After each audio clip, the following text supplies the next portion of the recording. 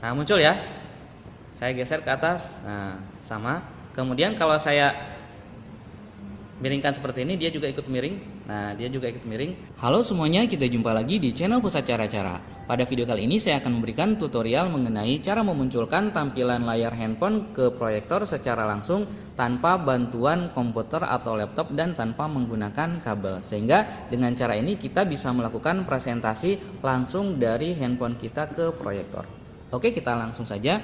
Nah, yang pertama perangkat yang kita butuhkan adalah tentunya kita butuh proyektor. Usahakan proyektornya harus sudah memiliki port HDMI. Kalau misalnya tidak ada port HDMI, kita masih tetap bisa menggunakan VGA atau AVI. Hanya saja nanti kita butuh konverter HDMI to VGA atau HDMI to AVI. Kemudian perangkat yang kedua, kita harus sediakan handphonenya. Dan perangkat yang ketiga, kita harus menyediakan yang namanya HDMI dongle. Bentuknya seperti ini. Ini harganya cukup murah, kisaran 50.000 sampai 100.000. Nah, jika teman-teman mau membeli alat ini, silakan bisa teman-teman lihat pada deskripsi video. Di sana sudah saya sertakan link untuk pembeliannya. Kemudian ini bentuknya seperti ini ya. Jadi ujung yang satu ini konektor HDMI, nanti kita tancapkan ke sini. Kemudian di sini ada lubang seperti untuk casan handphone. Nah, nanti ini kita hubungkan dengan kabelnya.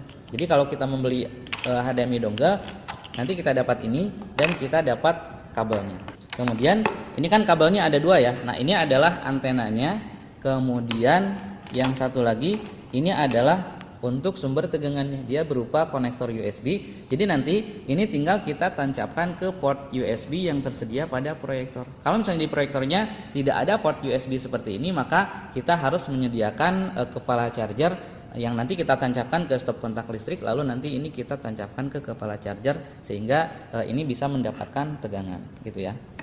Nah, kemudian misalnya jika pada proyektor yang teman-teman gunakan tidak memiliki port HDMI, misalnya hanya memiliki port VGA, maka kita bisa membeli konverter HDMI to VGA. Bentuknya kurang lebih seperti ini. Ini namanya, kalau ini HDMI to AVI ya. Jadi ujung yang satu HDMI sebagai inputnya, kemudian ujung yang satu lagi nanti berupa port VGA. Kalau yang ini HDMI to AVI. Berarti kalau AVI nanti masuknya ke sini, gitu ya.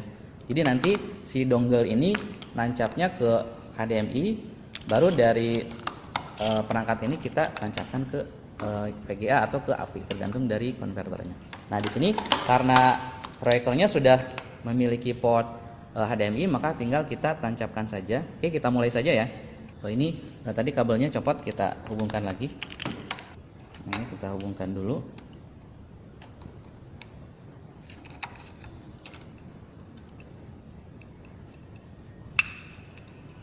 Nah, seperti ini. Jadi kita tinggal tancapkan.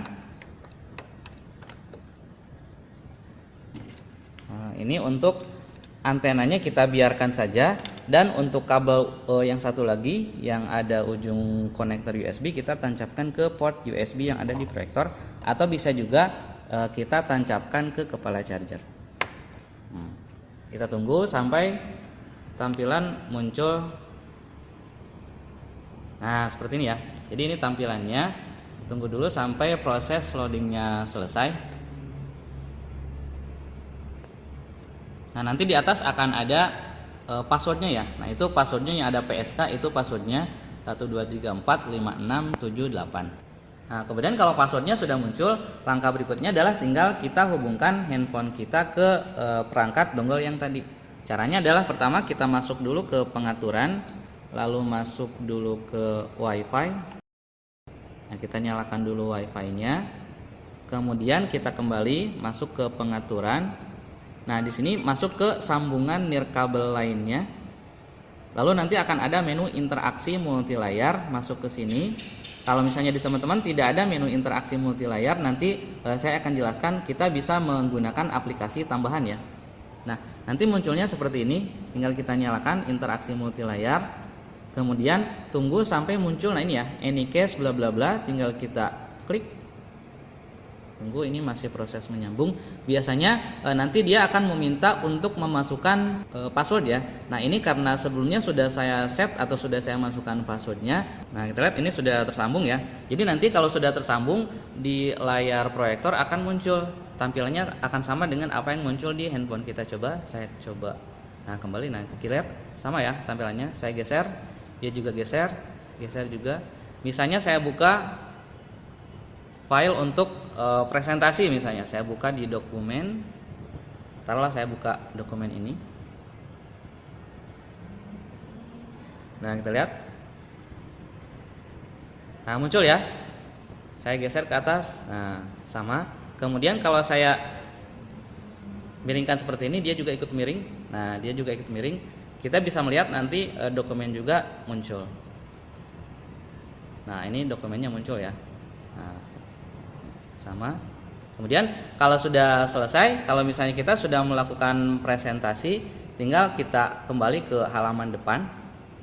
Kemudian masuk lagi ke menu pengaturan, masuk lagi ke sambungan nirkabel lainnya, lalu interaksi multilayar, lalu kita matikan interaksi multilayarnya. Nah, sehingga nanti tampilannya akan kembali ke tampilan awal, gitu ya. Nah, itu untuk handphone yang memiliki fasilitas interaksi multilayar. Kalau misalnya di handphone teman-teman tidak memiliki aplikasi tersebut atau tidak ada menu untuk interaksi multilayar, maka kita buka saja dulu Play Store. Nah, kemudian di sini tinggal kita cari saja aplikasi yang namanya TV Case. Ini susah. Nah, ini sudah fokus ya.